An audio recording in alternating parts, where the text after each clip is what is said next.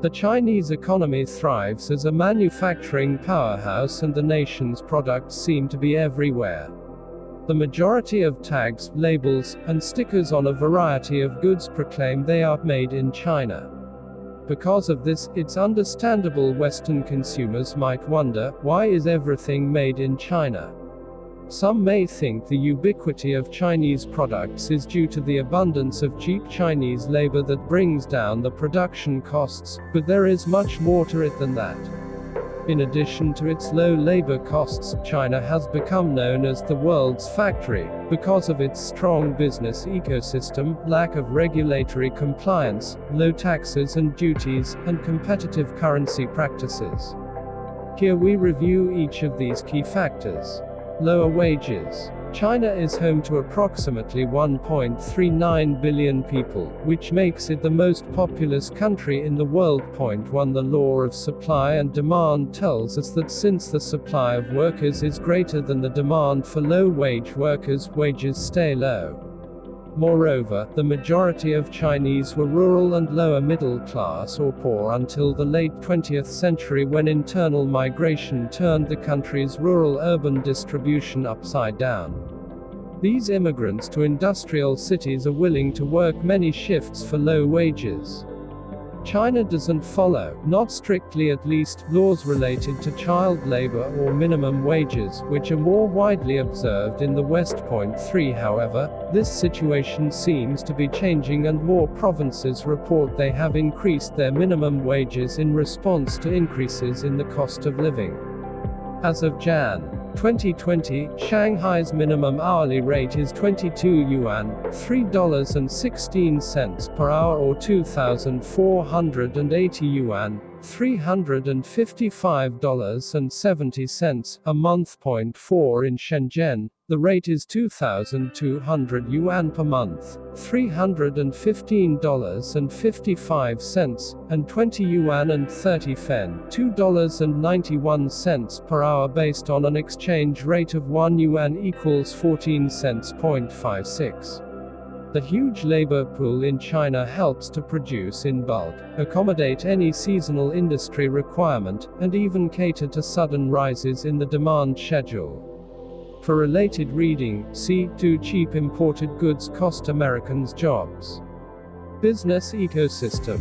Industrial production does not take place in isolation, but rather relies on networks of suppliers, component manufacturers, distributors, government agencies, and customers who are all involved in the process of production through competition and cooperation. The business ecosystem in China has evolved quite a lot in the last 30 years.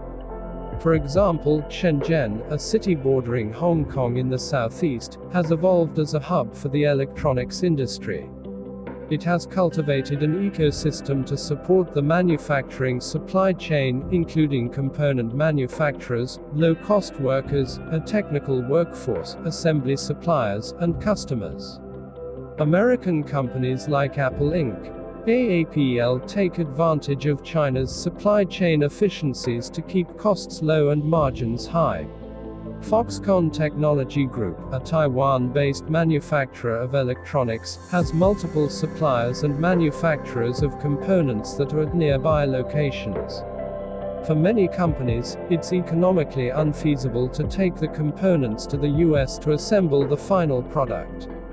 Lower compliance. Manufacturers in the West are expected to comply with certain basic guidelines with regards to child labor, involuntary labor, health and safety norms, wage laws, and protection of the environment. Chinese factories are known for not following most of these laws and guidelines. 3. For related reading, see Boom or Bust. The end of China's one-child policy. Historically, Chinese factories have employed child labor, have had long shift hours, and have not provided the workers with compensation insurance. Point 3. Some factories even have policies where the workers are paid once a year, a strategy to keep them from quitting before the year is out. Faced with mounting criticism, the Chinese government has claimed to institute reforms that protect workers' rights and provide for fairer compensation. However, compliance with the rules in many industries is low and change has been slow. Additionally, environmental protection laws are routinely ignored, enabling Chinese factories to cut down on waste management costs. Taxes and duties. The export tax rebate policy was initiated in 1985 by China as a way to boost the competitiveness of its exports by abolishing double taxation on exported goods. Exported goods were subject to 0% value-added tax, VAT, meaning they enjoyed a VAT exemption or rebate policy.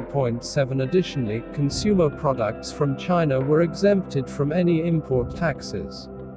These lower tax rates helped to keep the cost of production low, enabling the country to attract investors and companies looking to produce low-cost goods. China and U.S. tariffs. In July 2018, the U.S. announced China-specific tariffs, targeting 818 imported Chinese products valued at $34 billion. 8 This was the first of many rounds of tariffs imposed by both countries, resulting in $550 billion of U.S. tariffs applied to Chinese goods and $185 billion of Chinese tariffs applied to U.S. goods, as of Feb. 2020. 9-10 Over time, it's expected Americans will feel the impact of these tariffs in the form of an increased cost of goods, while the Chinese economy is expected to experience a slowdown. For related reading, see, How would a trade war affect you? Currency. China has been accused of artificially depressing the value of the yuan to provide an edge for its exports against similar goods produced by U.S. competitors. China keeps a check on the appreciation of yuan by buying dollars and selling yuan. The yuan was estimated to be undervalued by 30% against the dollar in late 2005. 11 In 2017. The yuan appreciated 8% against the dollar, a move that experts say came about after President Trump threatened to label China a currency manipulator. However, this trend reversed and the yuan weakened against the dollar beginning in June 2018 when the US imposed tariffs on Chinese goods.